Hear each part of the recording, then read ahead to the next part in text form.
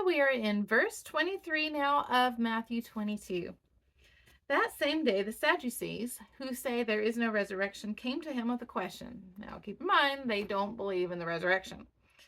Teacher, they said, Moses told us that if a man dies without having children, his brother must marry the widow and have children for him. Now, there were 7 brothers among us. The first one married and died, and since he had no children, he left his wife to his brother. The same thing happened to the second and third brother, right on down to the 7th. Finally, the woman died. Now then, at the resurrection, whose wife will she be of the 7, since all of them were married to her? Jesus replied, You are in error, because you do not know the Scriptures or the power of God. At the resurrection, people will neither marry nor be given in marriage. They will be like the angels in heaven. But about the resurrection of the dead, have you not read what God said to you? I am the God of Abraham, the God of Isaac, and the God of Jacob. He is not the God of the dead, but of the living. When the crowds heard this, they were astonished at his teaching. Now, also keep in mind, the Sadducees they don't only not believe in the resurrection, they don't believe in any of the supernatural. So they don't even believe in angels. They completely disagree with devils and angels and demons. Now, we know that they are very present in this world. They are very active, not just in the Bible times, but even today. It's becoming even more and more evident and obvious in today's world. So, they didn't believe in the resurrection. So Jesus, they also are very strict. They only believed in the Torah, which is the first, or the Pentateuch, the first 5 books of the Bible. So anything outside of that, they did not believe was of God, which again, also, we have plenty of evidence that it is of God. But because of that, Jesus purposely doesn't cite from Isaiah and some other places that would have proved his point even better. But he quotes from Exodus, from the Old Testament, specifically from the Torah. That's what he quotes from. He quotes from Exodus 3:6. But he could have also quoted from Isaiah 26:19, Daniel 12:2, and Job 19:26. So there's a lot more evidence he could have given, but he chose specifically to send the Torah because that's the only thing that they would accept.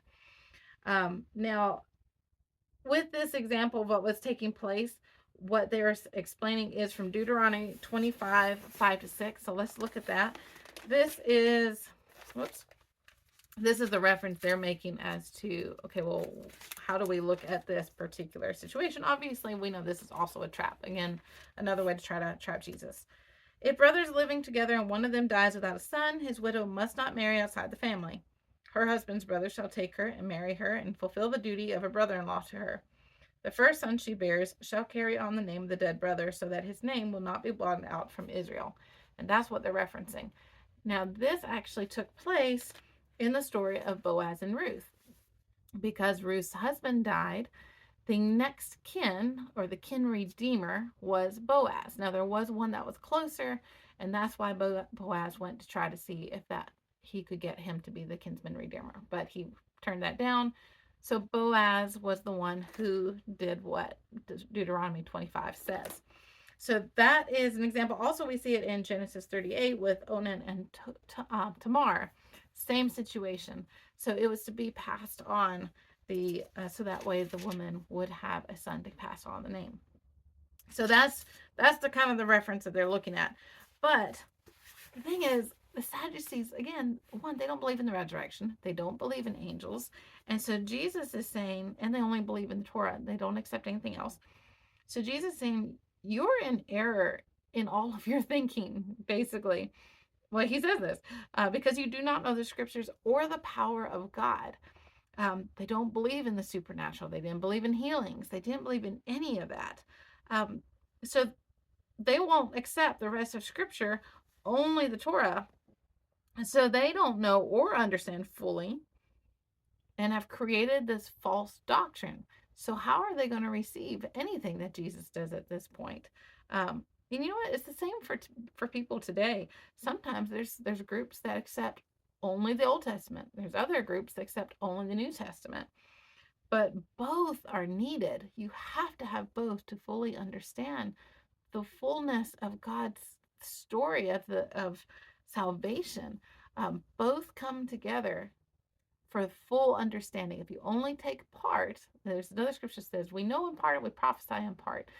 And if you only take a part of it, you take things out of context. And that's what the Sadducees were doing a lot of. They were taking things so much out of context that they created their own doctrine, and it became a false doctrine. And they didn't understand scripture, they didn't know scripture, and they didn't know the power of God. And so his answer here, I am the God of Abraham, the God of Isaac, and the God of Jacob. He is not the God of the dead, but of the living. So therefore, these men, Abraham, Isaac, and Jacob, they are not dead, but living. And that is what he's saying. They are living. They're not living, not just in the words that are in the Torah, but they're living in the presence of God with the afterlife, which is what the Sadducees didn't believe. So when the crowds heard this, they were astonished at his teaching, because they're understanding that he truly is the God of the living, and they're having to make this connection because he went to where they can understand it in the Torah, and he stayed in the place where this is where their understanding was. It was limited, but he stayed with what they understood, and he brought it to life, literally brought it to life, actually, and saying, these men are not dead. Their words live on. I am the God of the living, not of the dead. And therefore the words are living as well. Then they're also living eternally in heaven as well. So, okay, so we dive in tomorrow into verse 34. So stay tuned as we're getting a little bit deeper.